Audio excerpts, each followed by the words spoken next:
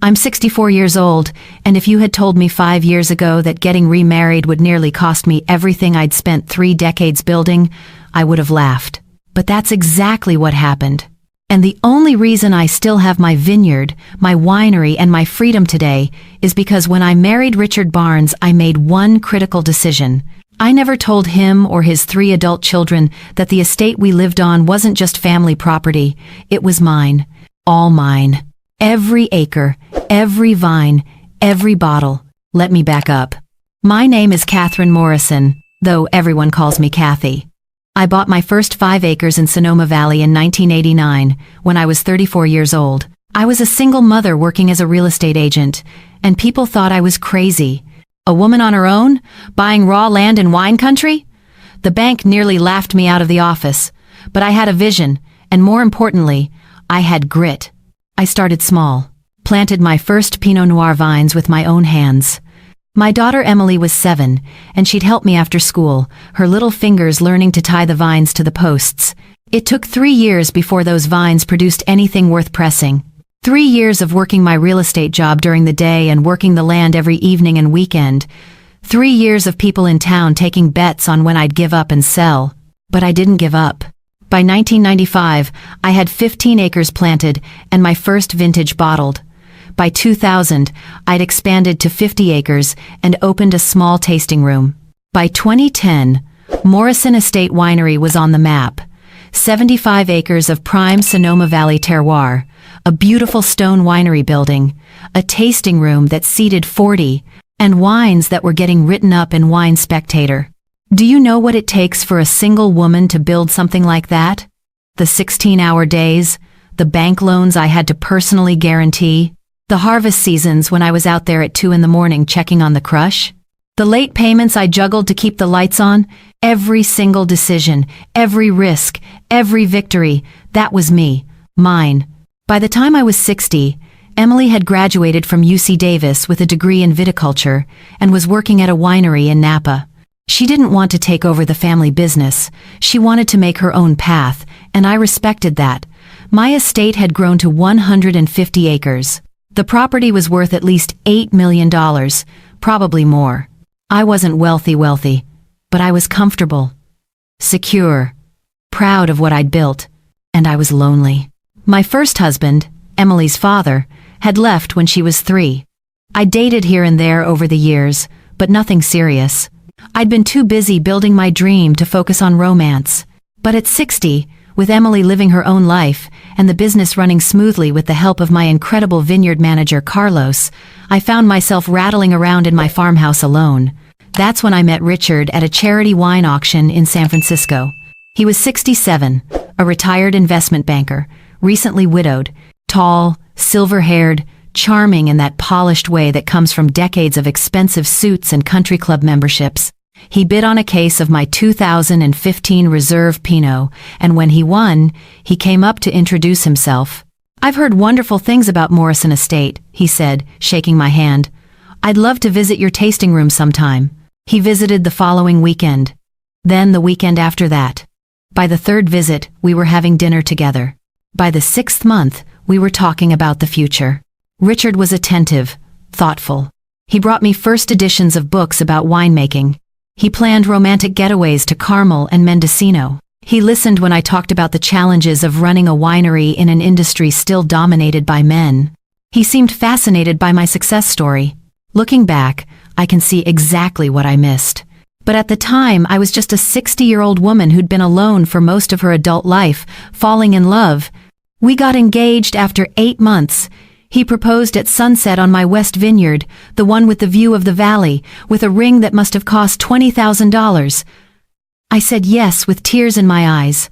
That's when the questions started, not from Richard at first, but from his children.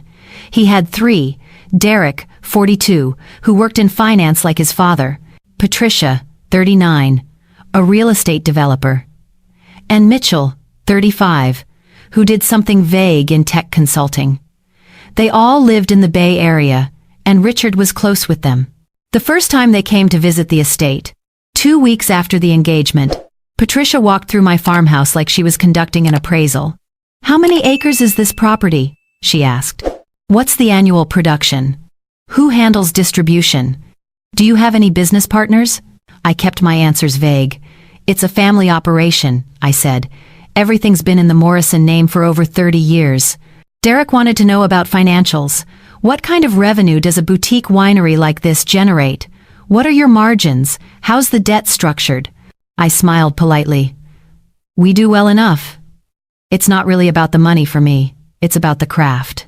Mitchell asked about my will. Actually asked about my will. Since you and Dad are getting married, have you thought about estate planning?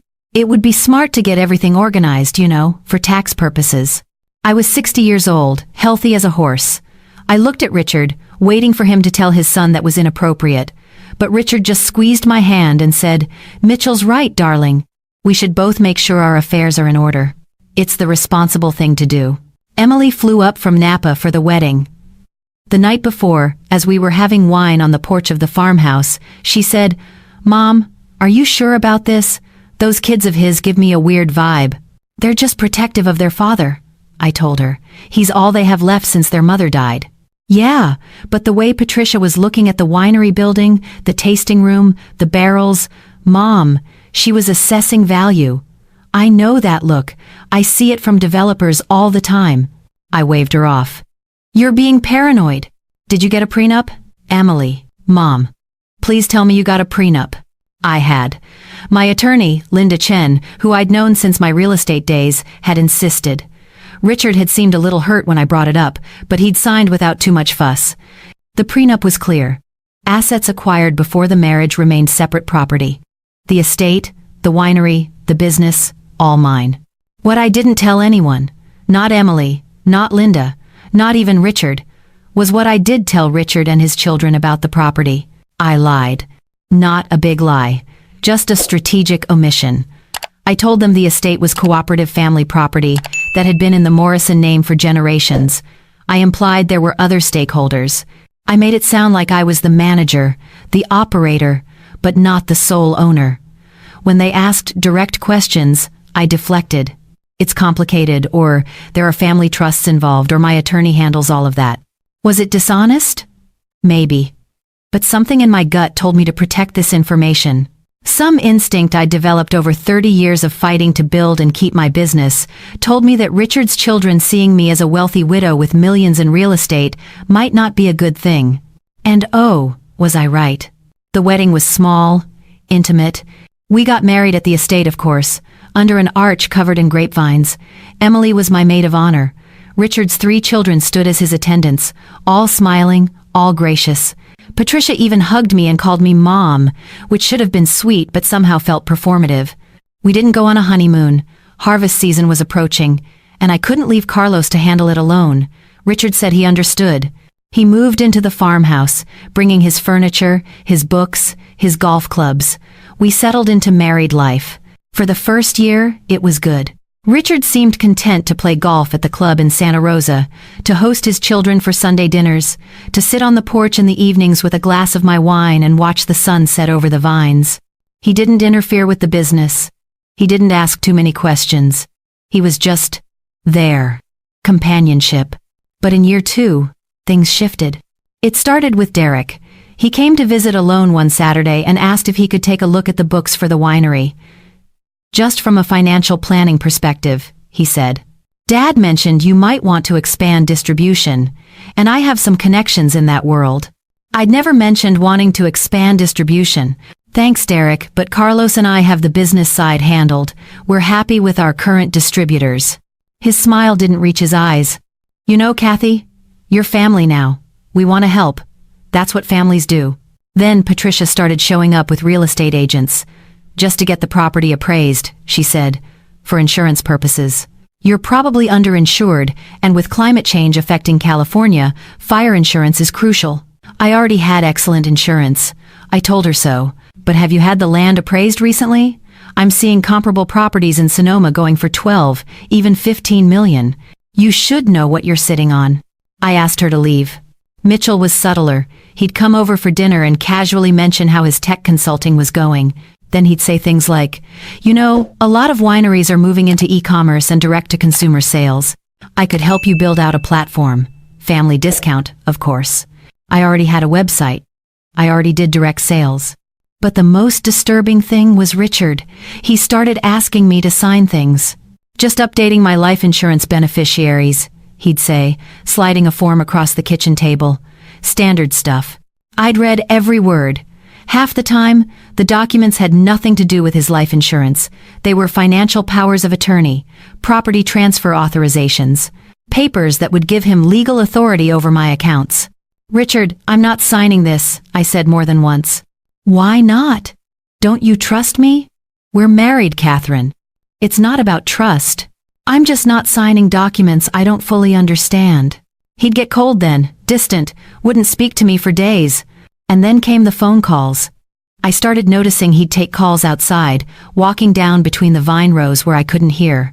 When I asked who it was, he'd say, "Just Derek," or "Just Patricia," or "Nobody important." 3 years into the marriage, I came home from a meeting with my distributor in San Francisco to find Richard, Derek, and Patricia in my office in the winery building. They had my filing cabinet open. They had papers spread across my desk. "What are you doing?" I asked. They all jumped like they'd been caught. Patricia quickly started gathering papers. Derek closed the filing cabinet. Richard smiled that smooth smile. "We were just looking for the insurance papers, darling." Patricia was right. "We really should update your policy. Those are private business documents. You had no right to be in here." "Catherine, I'm your husband. We don't have secrets in a marriage." That night, I called Linda. "I think something's wrong," I told her. "I need you to run a property check on my estate. Make sure everything's still in my name. All the filings are correct." "Kathy, what's going on?" "I don't know. But I have a bad feeling." She called me back 3 days later. Her voice was tight. "Kathy, someone's been filing documents with the county. Transfer deeds, partnership agreements, papers that would give Richard and his children ownership stakes in Morrison Estate Winery." My blood went cold. "What? How is that possible?" "I never signed anything like that. The signatures look like yours. But Kathy, these are forgeries, obvious forgeries once you compare them to your actual signature. Whoever did this wasn't even good at it. Can they do that? Can they just file fake documents?" "They can file them. Whether they hold up in court is another matter. But Kathy, this is serious. This is fraud. This is a crime." I felt sick. I sat down on the porch steps, the phone pressed to my ear, looking out at the vines I'd planted with my own hands 30 years ago. "What do I do?" "We need to file a police report. We need to get an injunction. And Kathy, you need to confront Richard." But I didn't confront Richard. Not yet. Because I did something else first. I called an old friend of mine, a private investigator named Tom Reeves, who I'd worked with back in my real estate days when I needed background checks on property deals. "Tom, I need you to look into someone for me. Richard Barnes, everything, financial history, criminal record, and especially, I need you to find out about his first wife, how she died. What happened to her estate?" It took Tom 2 weeks. When he came back, he had a file 3 inches thick. Richard's first wife, Margaret, had died 4 years ago. But before she died, she'd transferred her entire estate, a $4 million home in Pacific Heights, her investment accounts, everything, into Richard's name. The transfer had happened 6 months before her death. She'd had early onset Alzheimer's. And here's where it got really dark. Margaret's sister had tried to contest the transfer, claiming Richard had taken advantage of Margaret's diminished mental capacity. But Richard had documents, power of attorney, transfer papers, all signed by Margaret, though the sister claimed they were forgeries, or had been signed when Margaret didn't understand what she was signing. The case had been settled out of court. The sister got a small payout. Richard kept everything. There was more. Derek had been sued by a former business partner for financial fraud. Patricia had lost her real estate license in Oregon over ethical violations. Mitchell had been fired from 2 consulting firms for undisclosed reasons. Tom looked at me across the table at the coffee shop where we met. "Kathy, this is a family of grifters. They've done this before. They're doing it again with you." I felt like I couldn't breathe. "What do I do?" "You get out. You divorce him. You press charges for the forgery. You protect yourself." But here's the thing. I'd spent 30 years building Morrison Estate. These people thought they could just walk in and take it, forge some papers and steal what I'd spent 3 decades creating? No, I wasn't just going to protect myself. I was going to make sure they could never do this to anyone else again. I went back to Linda. I want to build a case. A real case. Not just for divorce, for fraud, for attempted theft, for forgery. I want criminal charges. All of them. Linda looked at me carefully. Kathy, that's going to be ugly. That's going to be public. Your winery's reputation. My winery's reputation is based on the quality of my wine and the integrity of my name. These people tried to steal from me. I want everyone to know it. We built the case methodically. Linda brought in a forensic accountant who went through every financial record, every filing, every document. We found more forged signatures. We found email chains between Derek and Patricia discussing how to maximize the value extraction from the estate. We found text messages from Richard to his children, strategizing about how to handle me. We also found something else.